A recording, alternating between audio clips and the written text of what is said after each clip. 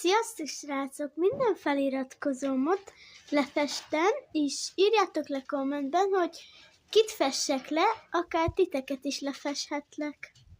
Akkor kezdjünk bele!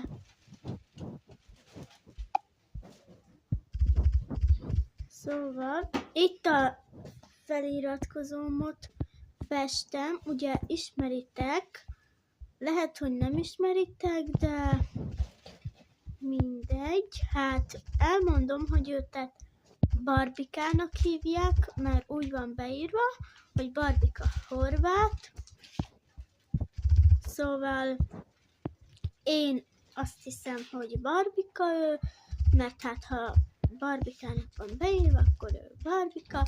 Szóval srácok, írjátok le kommentben, hogy kit rajzoljak le, és lerajzolom azt, bárkit le tudok festeni, vagyis nem rajzolni, hanem festeni. Bárkit lefestek, akit mondtok.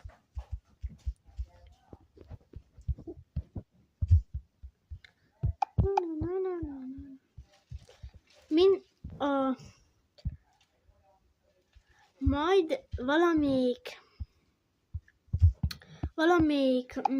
videómnak a végén megmutatom a rajzolós játéknak a címét és a képjét. Most hát valami így beszélek, mert nem tudom most mi van velem, megzavarodtam. Nos, srácok, megkérlek titeket szépen, hogy iratkozzatok fel, nyomjátok meg a csenget, és lájkoljátok a videókat. Addig is fessünk. Ő is megkért rá, hogy fessem le. Ott van a kommentben. Az első ilyen festős videómban megkért rá, hogy fessem le. Én meg lefestem őtet. Hát, ha ő mondja, ő megkért szépen rá engemet. Itt tudjátok, nagyon hideg van, nagyon fúj a szél, ugye hallani, mert nem tudom igazából, hogy hallani vagy nem. Mert nagyon fúj a szél.